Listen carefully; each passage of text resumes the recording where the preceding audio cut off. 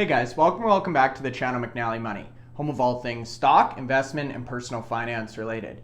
Now for today's video, we're going to be welcoming back the CEO of Kontrol Technologies, Paul Ghezzi, to give us an update on their Q3 results and a number of key contracts and clients that they've just signed in the last few weeks. Now before we get into all that, please take a second, hit the like button, you guys. It's a big help to myself and the channel. If you're not already subscribed, McNallie Money, feel free to join. And let me know in the comment section below if you're currently holding shares of Kontrol, what you thought about their Q3 numbers, and your outlook on the smart building or smart building technology sector as a whole moving into 2024. Now with that being said, let's get into today's video.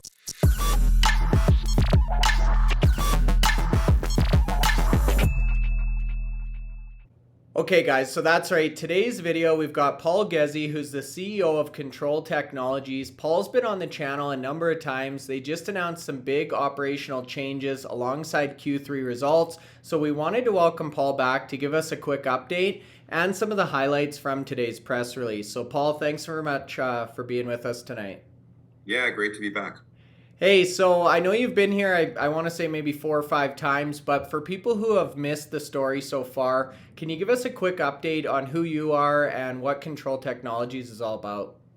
Sure. So we help our customers who are primarily building owners or own industrial facilities improve their energy consumption and reduce their emissions.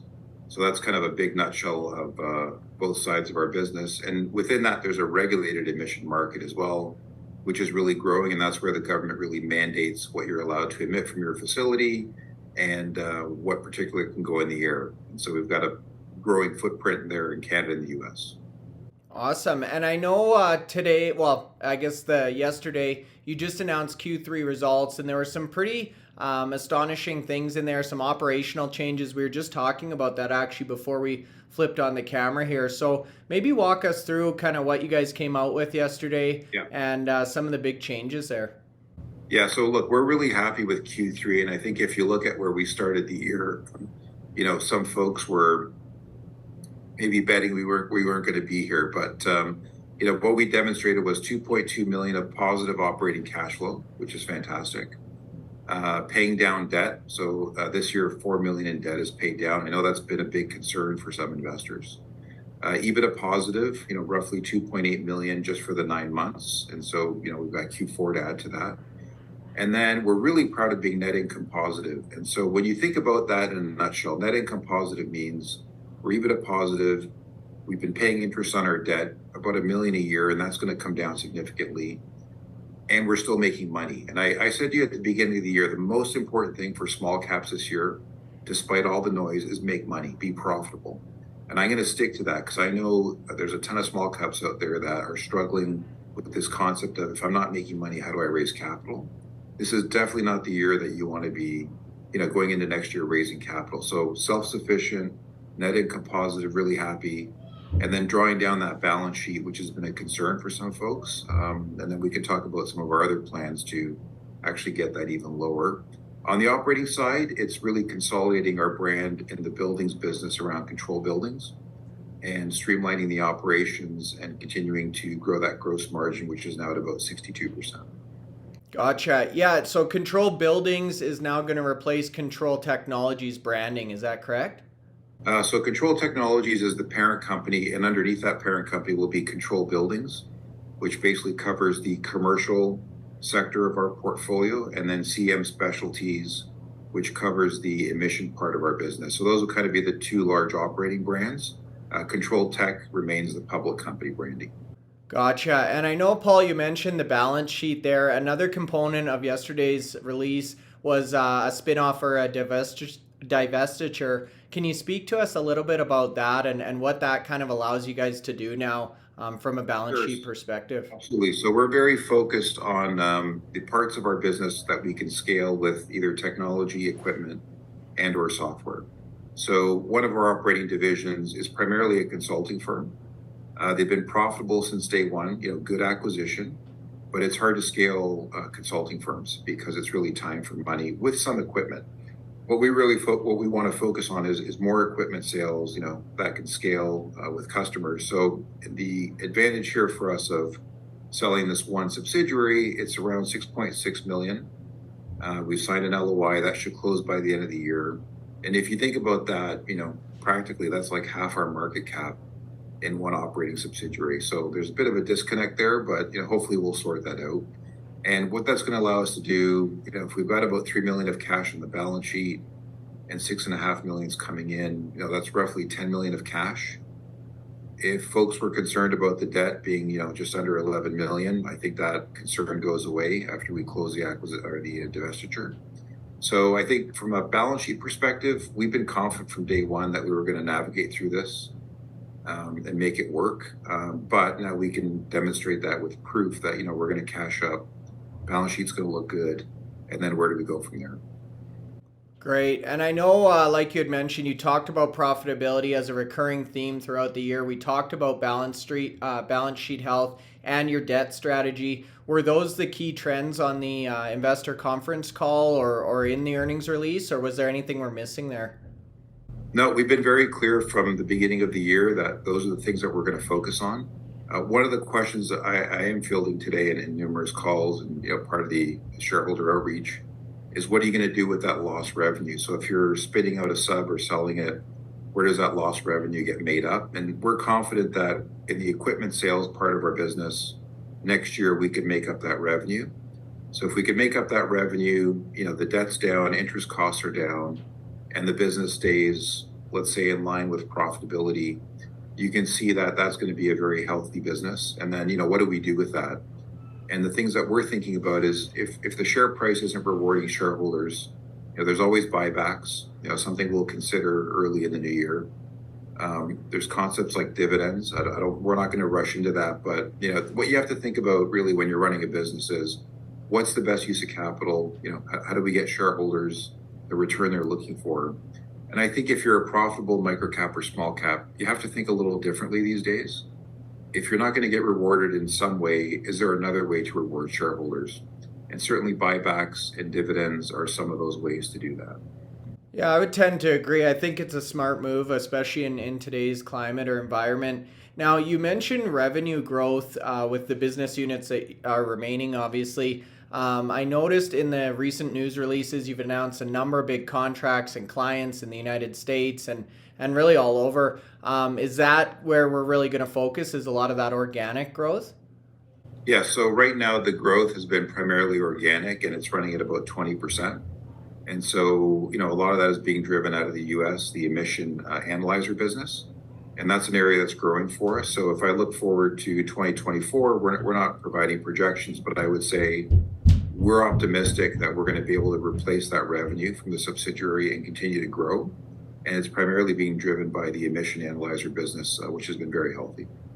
Yeah, amazing. 6.6 million and no hit to top line revenue is a good story all day long. So obviously that's the goal, yeah. Yeah.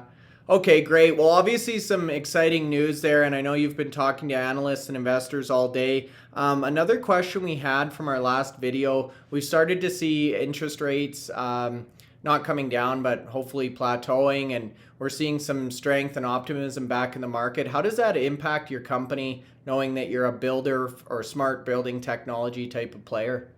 It's a really interesting question, and this is a hard one for retail investors. And so if you think about the way the market is structured right now, the top 7 companies in the world have sucked up the majority of the capital, the majority of the trading volume, the majority of the interest, right? And then when you take those 7 companies out, the market is either flat to slightly positive to negative, right? And then when you go to small caps, it's worse. And when you go to micro caps, it's even worse. So I would say the challenge right now is the disconnect between being a profitable micro cap and being a profitable large cap has never been bigger.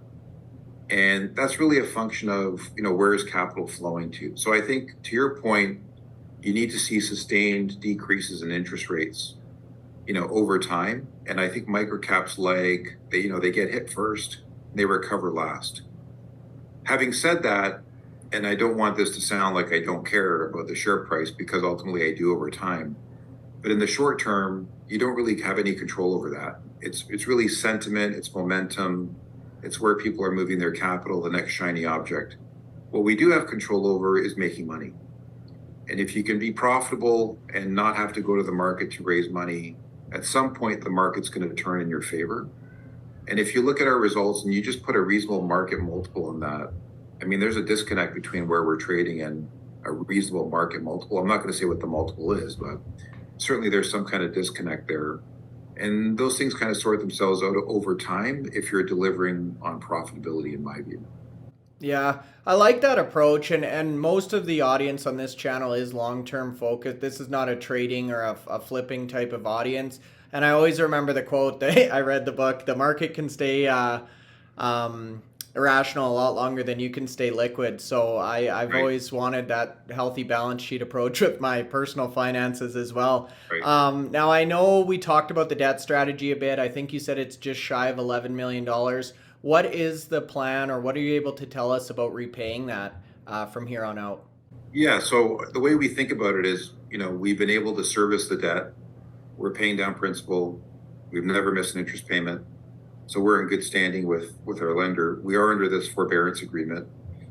And I think it would be, kind of a simple view to say, you sell your sub, the cash comes in, cash on the balance sheet, you're almost even with debt. So at that point, we've got the ability to pay down, a really significant chunk of that, still have cash on the balance sheet.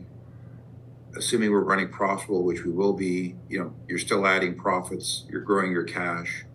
So I would say, hopefully we painted a picture today that we're not concerned about the debt, and we have assets that at our disposal with gains in them that we can use to kind of manage the balance sheet.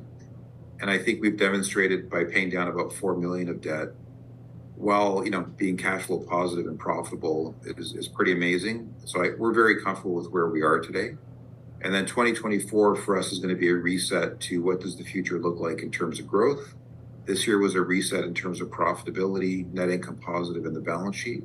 And I think next year looks, stronger than this year. For sure. The numbers don't lie, and it definitely was a strong release today. Now, my last question, and it's kind of a good segue, in terms of catalysts on the horizon, you're talking about growth next year, revenue growth. What are some kind of key milestones or maybe dates we should keep an eye out for? Yeah, for sure. So I think, always year end is a big one. So we report that, kind of Q1 next year. I would say for us, the way we're looking at it is organic growth is first and foremost the best growth. So continue to build those organic revenue growth centers. We are looking at what I would call a couple tuck-ins that are very interesting in the US. And if you could buy, a small business that gives you a regional footprint that adds to your revenue, but isn't really a big, there's no big capital requirement for it. It's just, I call them tuck-ins because they're easy to do, they're quick, and it doesn't require a lot of capital. So I think we're going to be expanding into the US. We're having, some success there that I think we can continue to grow into. And overall, I would say, again, and I don't want to be a broken record, but you have to be profitable. Like, there is no choice in this market, or you're going to end up with hundreds of millions of shares, in your share count. It's really hard to recover from that. So first and foremost, be profitable. Second is organic growth. Third is tuck-ins, and really just continue to, put the balance sheet where it belongs and build the business and create value over time.